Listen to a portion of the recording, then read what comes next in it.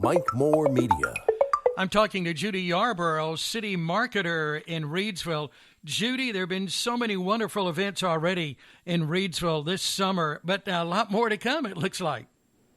Absolutely. You know, we are really halfway through our summer.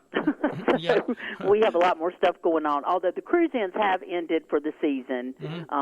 And that last one turned out really well. We had a lot of cars out there, and so it was really nice. So we've got a concert coming up next weekend we're very excited about. Yeah. It's 80s Nation, and if you are an 80s fan, this is the band for you. So we're telling people dress up in your 80s outfit and come out there and party with us. All right, so that's at Market Square, August 27th, 80s Nation. 80s Nation. Starts at 7 p.m. Of course, it's a free event. You need to remember your chair. There'll be food vendors down there, as well as a beer garden sponsored by the Chamber. And then, of course, we have games set up for the kids and that kind of thing. It's a lot of fun. We've had a lot of fun at the concerts this summer. Oh, yeah, I know you have. Okay, got that down on the calendar. 80s Nation, Saturday the 27th. Okay, what's next? So we are... the Fab Festival is going to be October the 15th, and the Fab Festival this year, you know, we've always done the Reidsville Jubilee, a big festival. Well, we've got the streetscape going on, so we're not going to be able to do that this year as a huge festival. And we started last year, of course, you know, COVID messed everybody up, and we had to cancel it, but it is a food, art, and brew event. It's going to be Saturday, October the 15th. There will the only vendors that will be there as far as, you know, selling their merchandise, besides food vendors, is artisans. So if you are an artisan and you make or grow what you sell, then we want you to come out. The fee to participate is $25, so it's not much at all, and the time for that is going to be from 3 to 9, and we are closing Settle Street along with Scales to Williams, from Settle to Williams, and then depending on how many vendors we get out there, we're going to wrap it around onto Market Street from Settle to Williams. So we're expecting, we've got a lot of artisans already signed up. Food vendors, we're still looking for, we need no more sweet vendors. We've got plenty of sweet vendors, but we do need some food vendors. And we've got the breweries coming out and setting up. So it's going to be a great event. We're very excited about it. Dale Kimber is performing along with the Chris Marks band. Chris Marks is kind of country rock, and Dale Kimber is kind of R&B and all kinds of different, and jazz. Okay, so that's going to be Saturday, October 15th, 3 till 9. Fab Festival, that is food, art, and brew. I love that. Yeah, so we started it a couple of years ago. It was held on a Sunday, and it was a much smaller event, and we are going to expand on it and really turn it into a really big event. So we're very excited about it. Yeah. I know you have some other things to talk about, but you mentioned Streetscape. Just a quick note on that, because the work is underway. The work is underway, and you know as well as I do, Murphy's Law always applies. And so, we're running behind because we ran into some snafus out at Mural Park. So they are working on Mural Park now. They're putting it all back together now. So they're laying the brickwork out there. We've got the street lights coming in at the 1st of September, so not long from now. And then they'll start moving down the streets as they go. So it's underway, and so far it has gone well. The merchants are very happy with the fact that we are updating everybody all the time, so they know what's happening. They know when it's coming and when it's not coming. And, so far we've not had to close the street, so that's worked out really well. Yeah, okay, that's going to be wonderful, the Streetscape project in downtown Reidsville. Let's talk about public art, specifically that Salt House mural. So this is a really cool project that we're working on, and I just kind of wanted to let people know where we're at with it. So Public Works built the building a year or so ago, and it's called the Salt House building because it's housing the salt for the snow. And it's a three-sided building, and it faces Harrison Street, and it's just a plain building. So we were like, let's do a mural on that building. So we brought together a group of folks from the West End community, and that's what that community is known as, off of Harrison Street. and what used to be Duke Street and is now Marcellus. We brought together, and the group we brought together ranges in ages of 7 to 70. Wow. Okay. So it's a very cross section of the community. And we said, what do you want on this? So we did a process where we sent out a call to artists, and we had several artists reply to it. We narrowed it down to 2, Doug Kaysen and Gina Franco, and both of them met with the group. It was a very intense meeting about West End and that community and the transformation it has made over the years. You know, originally it was a predominantly black community. I mean, that's where the black population lived. Mm-hmm. They had teachers. They had, Joe Walker, who was, a construction worker, home builder. That's where the professional people lived from the black community. And so, but it was basically a black community. And we laughed. They said, one of the guys said, the only white person we ever saw was the postman. But it's a great community. I live in that community, as a matter of fact, and have for 23 years. So, but it's a great area. And so it was a very passionate meeting, and they talked about what they'd want to see on this building.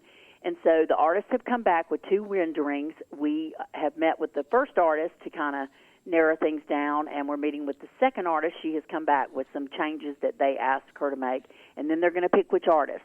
And so we've left it up to the community to decide.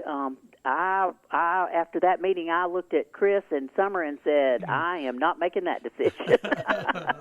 Okay. So, because they're very passionate, and I get it 100%. That community has made a major transformation. And so we're really excited about that. So we're getting ready to get started on that once they pick the artist for that. So that's going to be a great project. Well, there's some roots there and some real history, isn't there, too? Well, there is, and it's interesting that you say that because one of the artists came back on, because it's a 2-sided mural, they had done a tree on one side with the roots. And that's, because that's exactly what it is. It is a very rooted community. A lot of faith-based of the community and a lot of transformation of the community. It really has transformed. Yeah, okay. Well, thanks to everyone for making that happen.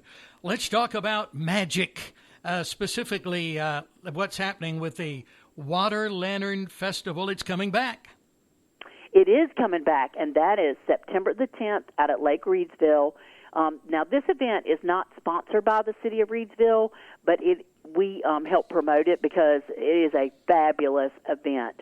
If you have never been to that event, you need to get a ticket and go. What happens is you come in and you purchase a ticket. You can get 1 ticket for your family. For every ticket that you buy, it's 1 lantern. So if you want to launch 1 lantern, then, you buy 1 ticket. The rest of everybody else can come in. They just can't have a lantern. And so you decorate your lantern, and then people get up and they talk about, especially with everything that's happened with COVID and all the things that's been going on in our world, it's such a peaceful, beautiful event. And people get up and they talk about what they've drawn on their lantern, what it represents, who it's in memory of, and those kind of things. And then when it gets dark, all the lanterns are launched onto Lake Reidsville. Yeah. It is absolutely beautiful. But it really is a magical evening, isn't it? It is. It truly, truly is. It is something to behold if you have never seen one. Yeah. So that is at Lake Reidsville, September 10th. Okay. That is correct. And the gates open at 5.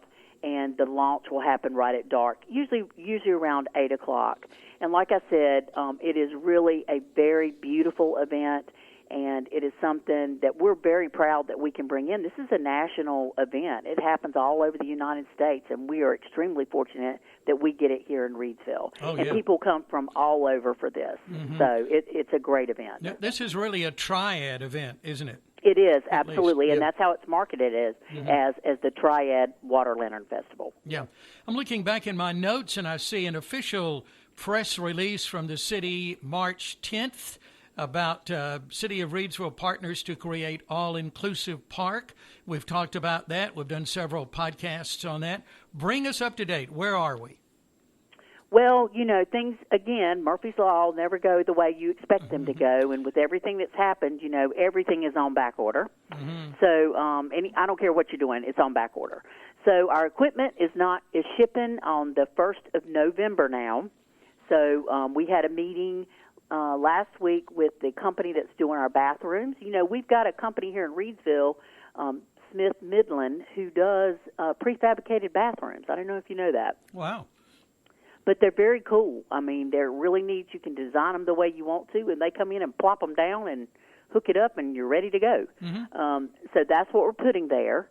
The bathrooms will kind of be at the entrance with a opening in between the two of them. And the bathroom, of course, the doors will face towards the park, and the outside you would know that's what it is. It's just going to look like an entrance. The plane will be in front of that. Toy Makers is working on the plane. I talked to David yesterday. And he said things are coming along right there. And he was like, he's really gotten into, they have truly gotten into this plane.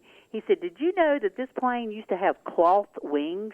And I was like, I don't know that I'd want to find a plane that had cloth wings. The good old days. Yeah, I'm not kidding you, man. Yeah. So anyway, so they're working on that. And so it looks like we're probably going to break ground sometime in November. And then plan to have the park opened by March during our sesquicentennial celebration. Mm-hmm. Okay, wonderful. Sky's the limit, the name of that project. That's right. Yep, okay. And our 150th celebration is going to begin in January, and we will have events going on the entire year. So we're really excited about that. Judy Neal is, we've partnered with her. We're doing a magazine for this. So if you're a business owner and Judy contacts you about advertising in this magazine, she's legit. It's a publication that we'll be doing about Reidsville, and it'll be a magazine that you can keep forever because it's going to be about the history of Reidsville. Mm-hmm. Oh, that's exciting, isn't it? Yeah, and we're doing Reidsvilleopoly, and so we're doing ornaments, we're doing a calendar, so all kinds of different things going on, and every month there'll be featured events. Okay, well, we'll get that covered with you next year for that. 150 years for the city of Reidsville. Exactly. Wow. Yep. Something new, let's talk about the Rome Reidsville app.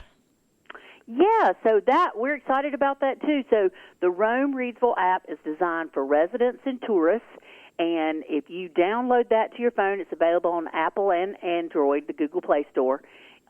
You can get all the updated information about events that are happening in Reidsville. So you just download it, and then you pop it up, and it's going to show you the calendar of events. You can go to the website, the tourism website, which is riseupreadsville.com, and it gives you updates on everything that's happening. So we're very excited about that. We have two apps. We have Connect, Reidsville Connect. That particular app is designed for residents, so if they want to report a problem, they can download it into that app, and then it goes directly to the department that needs to address the issue. Mm-hmm. But this particular one is designed for tourism and residents that want to know what's happening. Okay. Always tweaking things to make it better for all of us.